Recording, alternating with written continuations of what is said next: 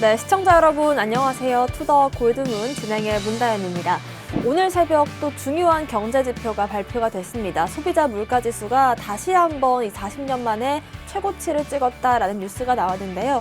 여기에 따라서 전반적인 미국 증시도 빠지는 모습이었고, 따라서 암호화폐 시장도 크게 상승분을 내어주지 못하고 있는 상황입니다. 일단 시장 전반적으로 좀 부담을 느끼고 있는 상황인데, 지금 시장 우리 골드문 전문가님들은 어떻게 생각하시는지 의견 나눠보고요. 여기에 따른 매매 전략까지 세워보는 시간 가져보겠습니다. 먼저 코인사부님 모셔볼게요. 어서 오세요. 아유, 반갑습니다. 어제 뵀는데 오늘 또 뵙습니다. 자, 시청자 여러분 반갑습니다. 코인사부입니다. 어제 그 말씀을 드렸을 때 이 시장에 대한 좀 악재에서 이제 시장에 대한 부분 좀 말씀드려서 전 세계적인 뭐 경제라든지 뭐 러시아 뭐 전쟁 뭐 이런 것들 말씀드렸는데, 아니나 다를까 오늘 새벽에 또 안 좋은 이야기가 좀 나왔었습니다. 그래서 어제 또 밤부터 진행이 됐던 우리나라 코인 시장이 대부분 좀 빨간색으로 진행이 되면서 좋은 시장 흐름 보여줄 것 같은데 하다가 또 새벽에 또 이제 좀 내려오면서 오늘도 그렇게 힘을 쓰고 있지는 않습니다. 하지만 이 시장이 이렇게 뭐 그렇게 길게 뭐 횡보를 한다거나 하락을 한다거나 그러진 않을 것 같고요. 좀 좋은 흐름 보여줄 것 같으니까 오늘 방송도 끝까지 시청하시면서 많은 정보 받아가시기 바라겠습니다.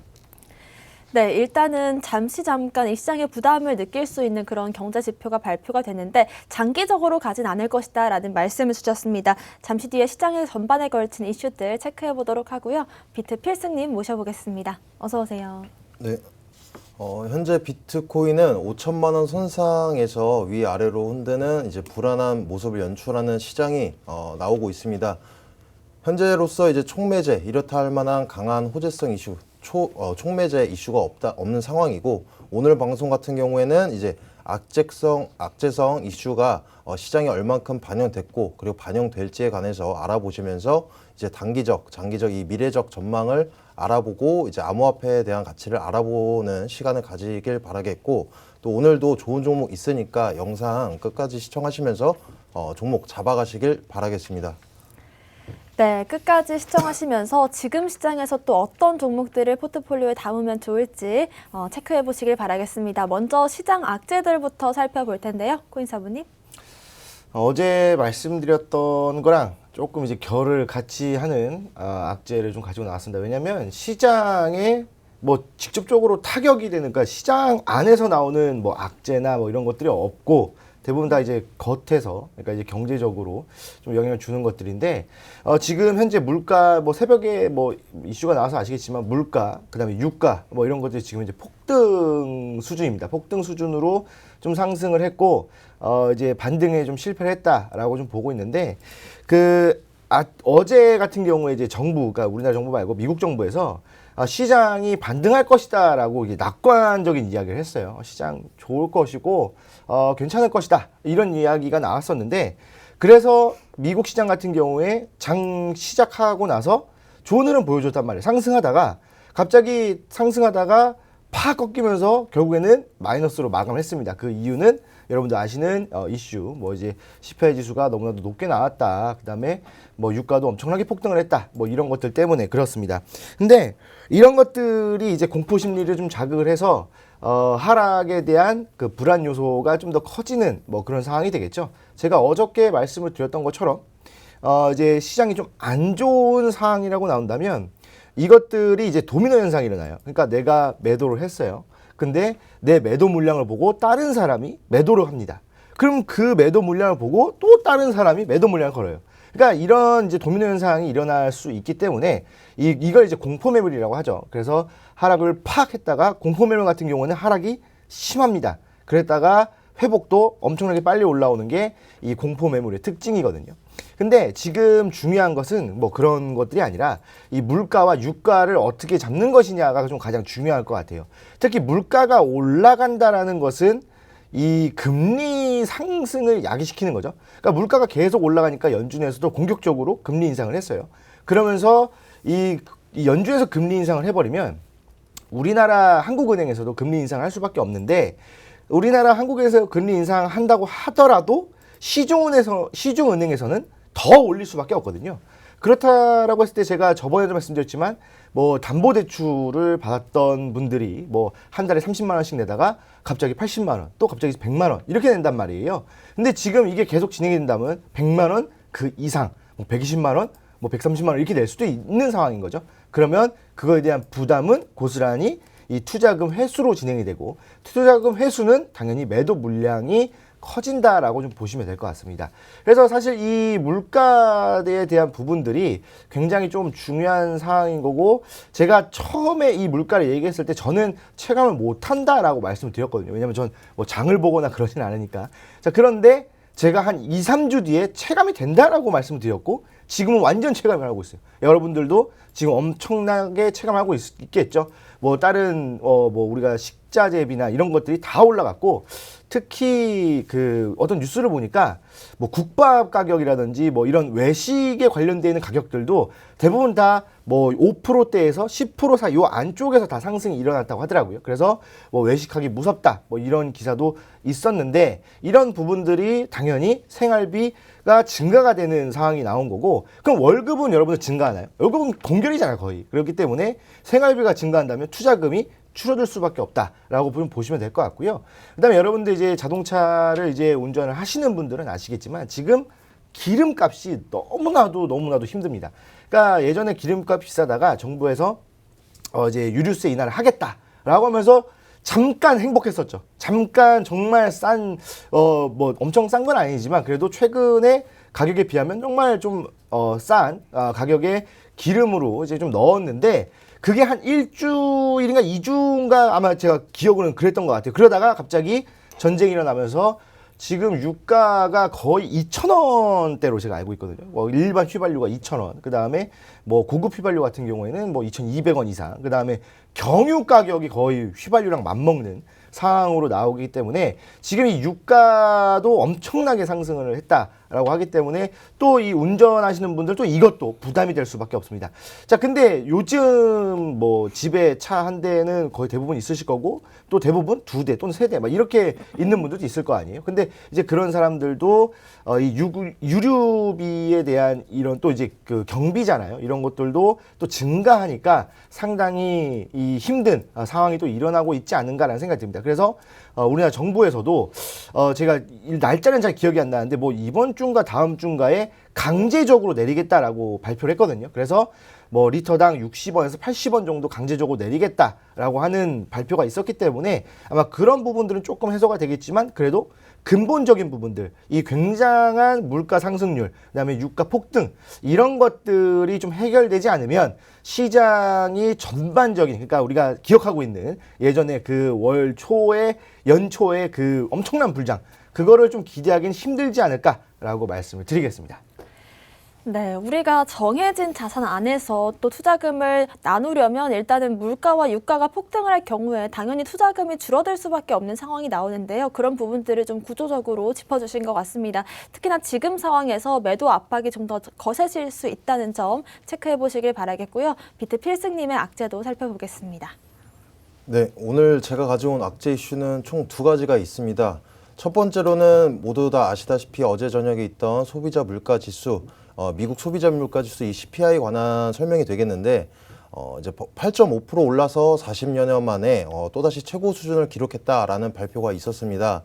이제 뭐 매월 발표될 때마다 최고치다라고 말이 인용되면서 이제 같이 밝히고 있는데, 이 정도 수치가 어느 정도인지 간략히 설명드려보면, 일단 1981년 12월 이후부터 가장 큰 폭의 상승이면서 전월 상승폭인 이 7.9%를 크게 웃도는 수준이고, 이제 전문가들의 전망치 8.4%보다도 조금 더 상회하는 수준이 되겠습니다.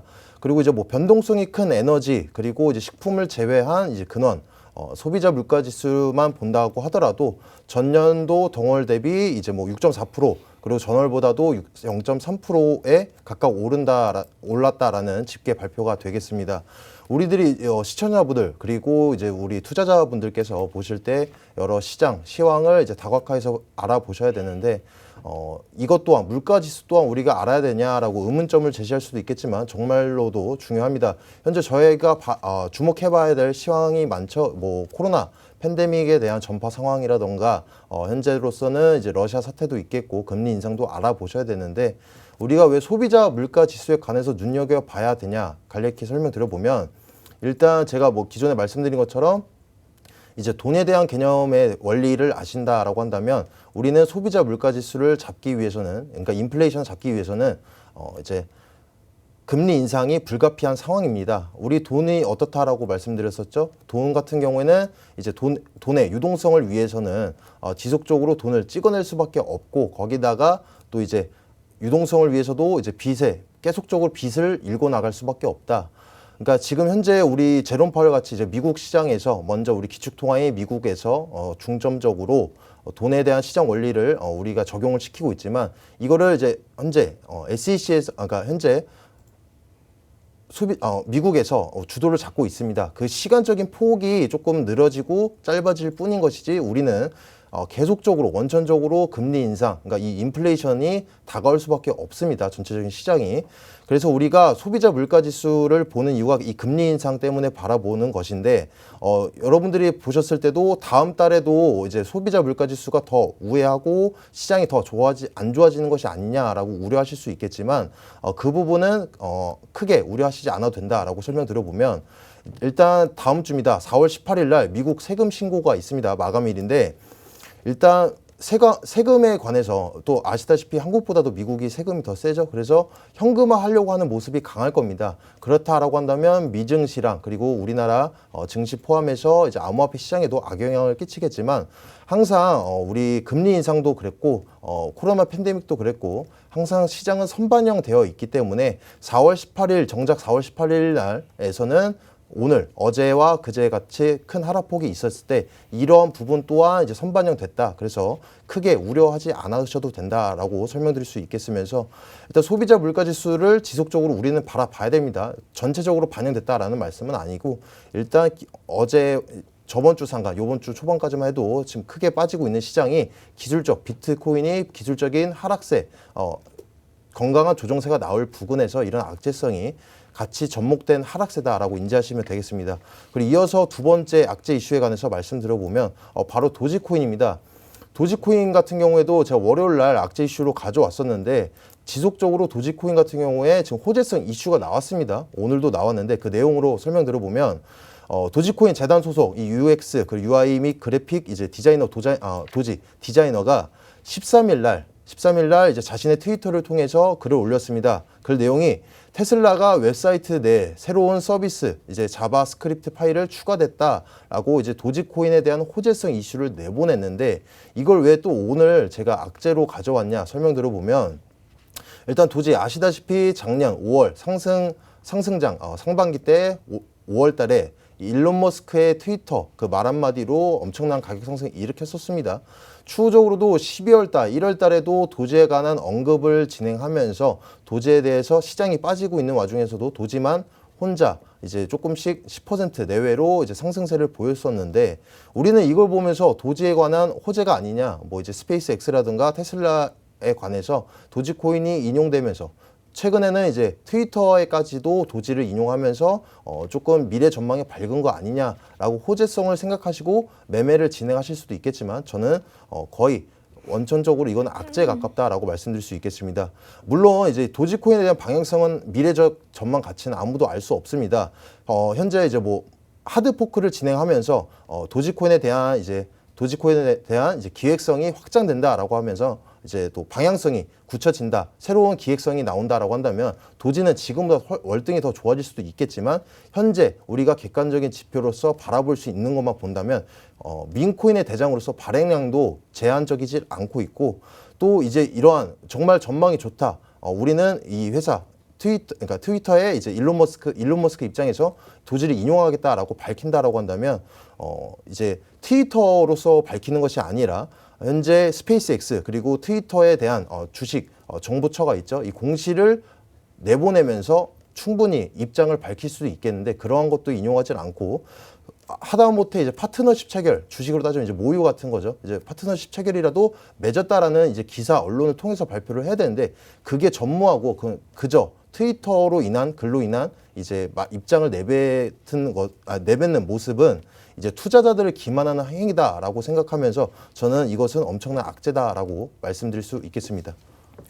네, 일단 오늘 새벽에 발표된 이 소비자 물가지수를 우리가 지속적으로 체크해야 되는 이유에 대해서 언급을 해주셨고요. 일단 4월 18일에 또 한 번 이 미국에서 세금 신고 이슈가 있습니다. 하지만 우리가 악재로서 걱정을 안 해도 되는 게 이미 시장에 선반영되어 있기 때문에 우리가 예견된 악재는 시장에서 큰 부담으로 느끼지 않는다라는 점 알아볼 수가 있겠고요. 그리고 또 밈코인의 대장주인 이 도지코인 같은 경우에도 지속적으로 트위터 관련된 이슈들이 나오고 있긴 합니다만은 계속해서 좀 트위터 상으로 언론 플레이만 하고 있지 공식적인 발표를 하고 있지 않다는 점이 악재로 작용할 수가 있겠습니다. 오늘의 호재들도 살펴볼게요. 코인 사부님.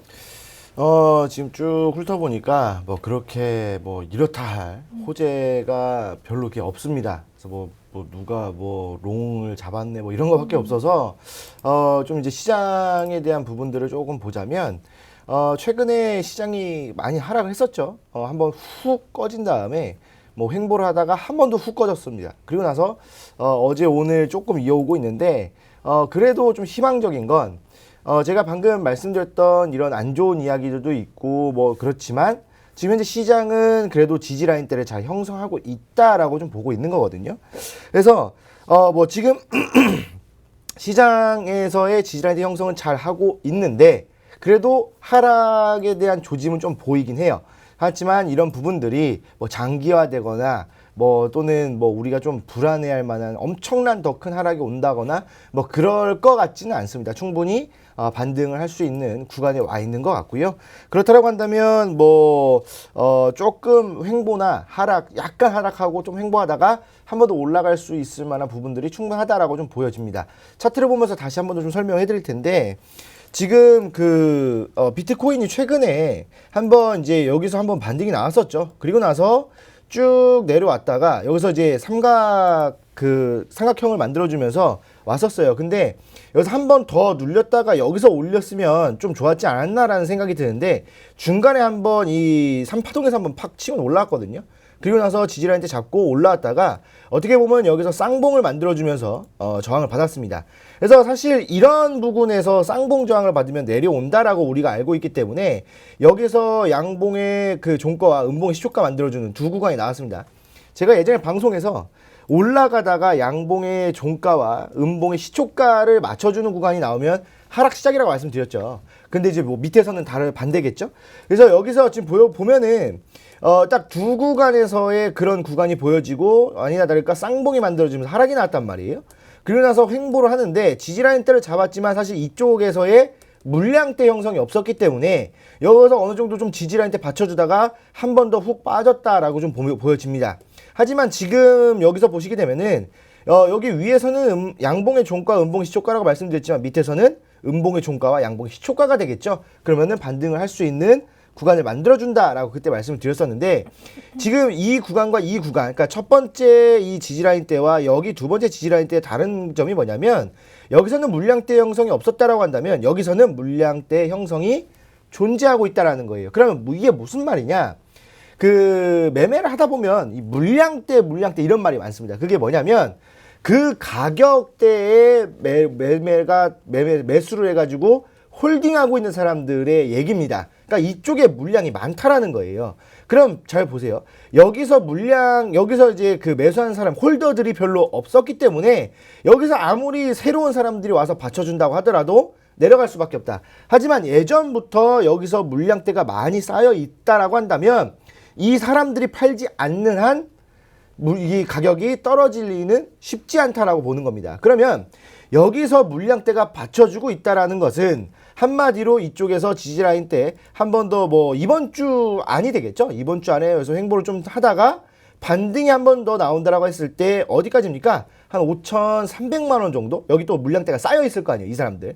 그러니까 여기에서 매수한 사람들 물량이 여기에 쌓여 있기 때문에 올라오다가 여기서 매도 물량을 받고 한번 주춤한다는 겁니다. 왜? 올라오다가 어떻게 됩니까? 여러분들 그런 본전 심리 있잖아요. 마이너스 10%였어. 그런데 이렇게 쭉쭉 올라와서 0%가 딱 됐을 때 매도하는 사람들이 반이고요. 홀딩하는 사람들이 반입니다. 왜? 이거 너무 고생했다. 고생한 나 자신 이러면서 매도해버립니다. 왜? 더 이상 고통받지 않으려고. 왜? 또 떨어질까봐. 하지만 여기서 매도 물량이 나오기 때문에 잠깐 떨어집니다. 하지만 지지라인대가 또 존재하고 있기 때문에 한 번 더 반등이 나오면서 충분히 상승할 가능성이 농후하다. 그럼 여기서 한 번 더 반등이 나온다고 한다면 어떻게 되겠습니까? 이 쌍봉이 있는 가격대가 5,700만 원 선인데 이 선을 충분히 돌파할 수 있다라는 거겠죠. 예전에도 보시게 되면은 여기 쌍봉을 만들어주는 구간이 여기서 한번 나왔습니다. 그런데 여기서 나왔다가 눌렸다가 저항라인대 물량대 돌파하고 나서 왔다 갔다 하다가 결국 이 쌍봉을 돌파해주는 흐름이 최근에 여기서 또 나왔었죠. 그렇기 때문에 지금 많이 내려와 있는 가격의 형성을 보면 많이 내려와 있고 이 흐름 자체가 어차피 돌파를 해야 갈 수 있는 구간이기 때문에 돌파 저항 이렇게 계속 맞을 겁니다. 그래서 뭐 한 번 더 돌파한다고 해서 막 불장이다 좋아하지 마시고 돌파했다가 또 저항 나올 거니까 거기서 또 잠깐 쉬시다가 또 돌파 나오면은 또 매매를 하시는 거를 추천드린다라고 말씀을 드리겠습니다. 네, 지금 시장 우리가 어떻게 봐야 되는지에 대한 견해와 매매 전략을 정확히 세워주신 것 같습니다. 일단은 지금 상황을 다시 한번 정리를 해보자면요. 쌍봉이 나온 이후에 다시금 하락이 나온 형태다라고 볼 수가 있겠는데요. 그간 하락이 나오면서 두 번의 장대 음봉을 만들었습니다. 첫 번째 음봉에서는 어느 정도 매물대가 없어서 크게 빠졌지만 지금의 이 음봉 이후에는 어느 정도 물량이 모아져 있는 구간이기 때문에 우리가 약간의 횡보 이후에 반등을 노려볼 수 있는 그런 구간이다라고 말씀 주셨습니다. 특히나 지금 이후에 반등이 나온다라고 하더라도 다시금 얼마든지 저항을 받을 수 있는 구간이기 때문에 여러분들 좀 긴 안목에서 보시는 게 좋을 것 같습니다. 그러면 코인 비트 필승님의 오늘의 호재 살펴볼게요. 제가 오늘 가지고 온 호재는 한 가지 있는데 단기적으로 이제 시장에 반영이 될 만한 호재성은 아니고 암호화폐에 대한 미래적 가치성에 대해서 이제 객관적인 가치관의 지표로 역할로서 가져올 만한 호재를 가지고 와봤습니다. 또 호재 내용 말씀드려보면 브라질 이 중앙은행 총재가 이제 오는 하반기에 CBDC 이 디지털 화폐를 테스트하기 위해 착수를 진행하겠다라고 밝힌 내용이 되겠습니다. 일단 CBDC 같은 경우에는 말 그대로 이제 디지털 화폐인데 우리의 화폐의 개념이다라고 한다라고 하면 우리는 종이나 동전을 먼저 떠올리겠지만 이제는 앞으로 화폐다라고 한다면 이제 디지털 화폐, 이 CBDC를 먼저 떠올릴 만한 이 화폐 개혁 시대가 다다랐다라고 말씀드릴 수 있겠습니다. 일단 불과 작년부터 우리 세계적인 각국 중앙은행들이 80%가 넘는 이 중앙은행들에서 CBDC에 대해서 개발 착수를 하겠다라고 입지를 내보인 상태입니다. 그 상황에서 이 브라질과 같은 개도국에서도 CBDC를 진행하겠다라고 하는 건 CBDC가 전망이 점점 다가오고 있다라고는 설명이 되겠습니다. 우리 CBDC라고 하면은 뭐 홈쇼핑이나 어떠한 웹사이트에 관해서 어떤 포인트 개념이 아니라 우리 암호화폐와 같이 이 블록체인 기술을 인용한 것입니다. 그렇다라고 해서 암호화폐가 같냐라고 했을 때는 그것은 아닙니다. 말 그대로 화폐일 뿐이기 때문에 투자 가치성은 없고 이제 암호화폐의 또 다른 점은 나라에서 이 중앙은행에서 이제 주체자가 돼서 발행하는 하나의 화폐다라고 인지하고 계시면 되겠습니다. 일단 지금 현재도 화폐 개혁이다라고 했을 때 지금 현재 중국이 먼저 최근에 베이징 동계올림픽 때만 해도 중국이 먼저 선보였습니다. 지금 선두주자인데 그 이후에 두 번째로 기대되고 있는 나라는 미국입니다. 미국 같은 경우에는 현재 기축통화 달러를 만든 나라로서 지금 이제 조금 입지가 조금 위험한 상태에 놓여 있다라고 알 수 있겠는데 지금 그렇다고 해서 먼저 CBDC를 발행했다라고 해서 선두주자가 돼서 기축통화로 역할을 하는 건 아닙니다. 하지만 중국은 기존에도 미국의 이 기축통화 달러를 위협하는 행위를 계속적으로 내보내 왔었습니다. 그러한 즉슨 이제 패권 전쟁도 같이 다다를 것이다라는 걸 예측할 수 있겠는데 중국에서 지속적으로 해왔지만 아무래도 중국 입장에서는 중국의 자본을 통제하고 독립된 중앙은행이 없다 보니까 미국을 혹은 미국을 대체할 만한 기축통화 역할을 하기는 아직까지는 힘들어 보인다라고 저희 관점을 말씀드릴 수 있겠습니다. 이 CBDC랑 우리 암호화폐의 개연성이 어떤 것이냐라고 해봤을 때 이제 현재 미국이 가장 저는 중심적이다라고 말씀드릴 수 있겠습니다. 미국 같은 경우 현재 우리 암호화폐에서 이제 테러와 같은 이제 USDT 이 암호화폐의 스테이블 코인이 있겠는데 미국 입장에서는 CBDC를 새로 선보일지 선보이면서 암호화폐를 이제 암호화폐 시장을 죽이면서 CBDC만 앞으로 이제 내보일지 아니면 같이 상응할지는 지켜봐야 알겠습니다.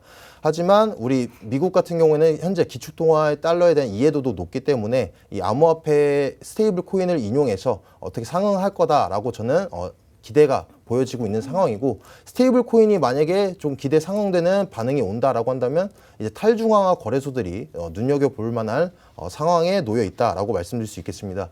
물론 앞으로 이제 CBDC를 포함해서 이 개발한 암호화폐에 대한 시장 수요도까지 오기까지는 시간도 걸릴 것이고, 또 발행되기 위해서 CBDC가 발행되기 위해서는 기술적인 면모도 중요하겠지만 여러 가지 논쟁이 또 펼쳐질 거라고 생각이 되고 있습니다. 그 중에 한 예로는 뭐 친환경적인 면모가 있겠습니다. 최근에도 언론을 통해서 보실 수 있었겠지만 이 친환경적인 부분이 어떤 부분이 있냐?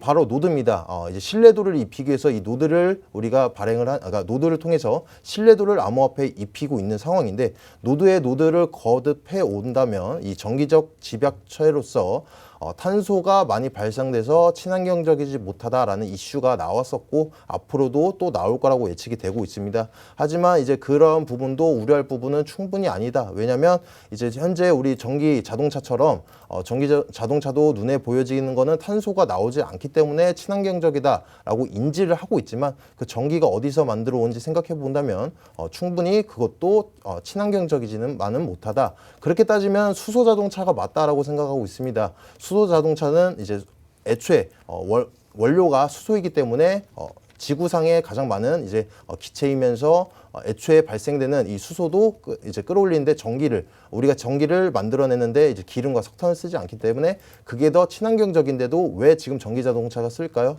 아무래도 이제 접근성이 좋기 때문이다라고 말씀드릴 수 있겠죠. 그런 것처럼 우리 암호화폐에 관해서도 현재 노드에 관한 하드포크형 암호화폐가 발행이 되고 있고, 기존에 있던 암호화폐에 관해서도 이제 샤딘과 같은 기술로 하드포크를 진행 중에 있기 때문에 충분히 우려가 해소될 수 있는 부분이다라고 말씀드릴 수 있겠습니다. 네, 일단은 디지털 화폐 이 CBDC 관련된 진행 상황들을 한번 체크를 해주셨습니다. 먼저 브라질에서 올 하반기 CBDC 테스트에 들어갈 것이다, 이런 이슈가 나왔는데요. 특히나 이 주요국들, 미국이나 중국 등등의 주요국들에서 앞으로 CBDC 관련된 소식이 어떻게 진행되는지 짚어드릴 예정이고요. 또 스테이블 코인 관련된 이슈가 나오면 탈중앙화 거래소 관련된 이런 이슈들, 또 코인들까지 주목을 받을 수 있다는 점 체크해 보시길 바라겠습니다. 오늘의 코인 이슈들 살펴봤고요. 저희는 잠시 뒤에 코인콕으로 돌아오겠습니다.